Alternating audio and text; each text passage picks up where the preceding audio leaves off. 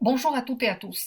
L'objectif de cette vidéo d'aujourd'hui est de vous présenter la solution de la série des exercices que je vous ai déjà remis, et en même temps, ça sera l'occasion de faire un petit rappel des principales notions des cours que nous avons déjà vues dans une vidéo précédente et qui est rattachée au budget des approvisionnements.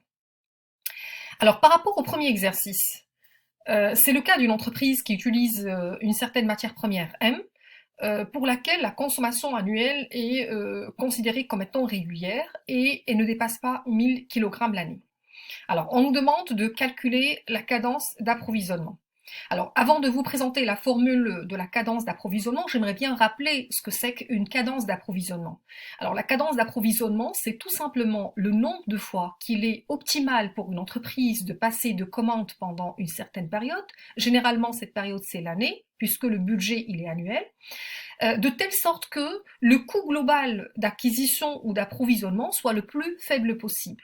Je rappelle que le budget global ou le coût global d'approvisionnement, il est composé de deux types de coûts. Alors, un coût qui est lié à l'approvisionnement lui-même, c'est-à-dire l'opération d'achat elle-même, et un coût qui est rattaché à la possession de la commande au sein de l'entreprise. Donc, nous avons un coût de passation et un coût de possession. Alors, le coût de passation, il est constitué par des charges que l'entreprise va supporter à l'occasion de l'achat, comme par exemple les charges qui sont rattachées à la prospection fournisseur, les charges qui sont rattachées à la passation de la commande, comme des frais de téléphone, des frais de commande, des frais de paperasse administrative, de coups de fil pour essayer d'actualiser ou de relancer le fournisseur, etc. Alors ça donne lieu à un coût qui s'appelle le coût de passation de la commande. Le deuxième type de coût, c'est le coût de possession. Alors, une fois nous avons les éléments achetés, que ce soit les matières premières, que ce soit les produits finis, que ce soit des produits, des matières consommables, le fait de posséder des éléments en stock, ça génère des frais aussi, hein, des frais qui sont liés à la manutention, des frais qui sont liés au stockage de manière globale. Alors, la somme de ces deux coûts donne lieu à un coût global qui s'appelle le coût global d'approvisionnement.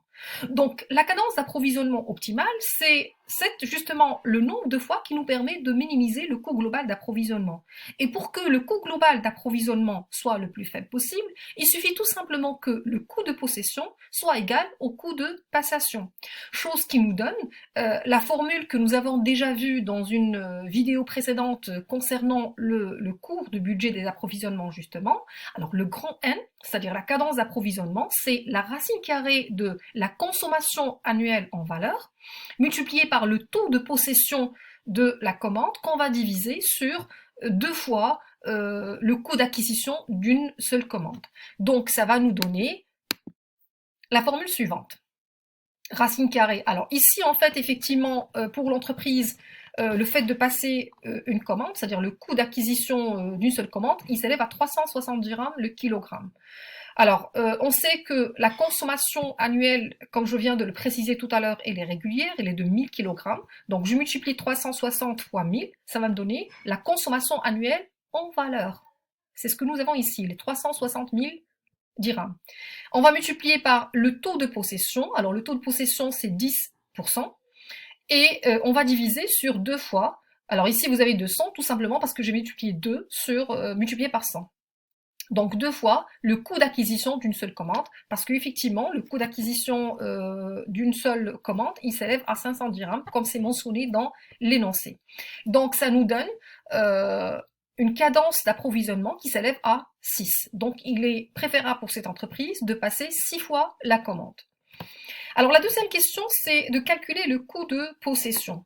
Alors le coût de possession, comme je viens de le rappeler, ce sont les charges que l'entreprise va supporter à l'occasion de la possession au sein de ces stocks de certains éléments, les matières premières ou encore les produits finis, marchandises ou encore les matières consommables.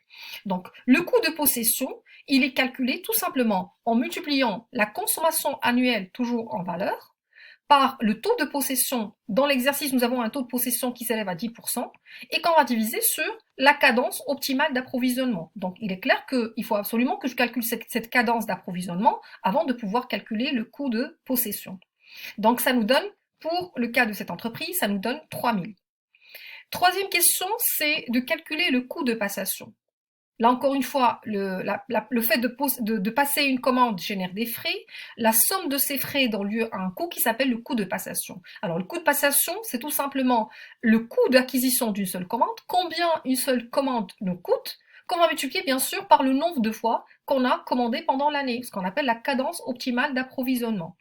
Alors ici, dans l'exercice, nous avons 500 dirhams, le coût d'acquisition d'une commande. On a passé la commande 6 fois d'après le premier exercice. Donc au total, nous avons supporté un coût de passation de 3000 dirhams. Alors, le coût, dernière question, c'est le coût total d'approvisionnement. Alors, le coût total d'approvisionnement, c'est clair, c'est la somme à la fois du coût de possession plus le coût de passation. Donc, 3000 plus 3000, ça nous donne bien 6000.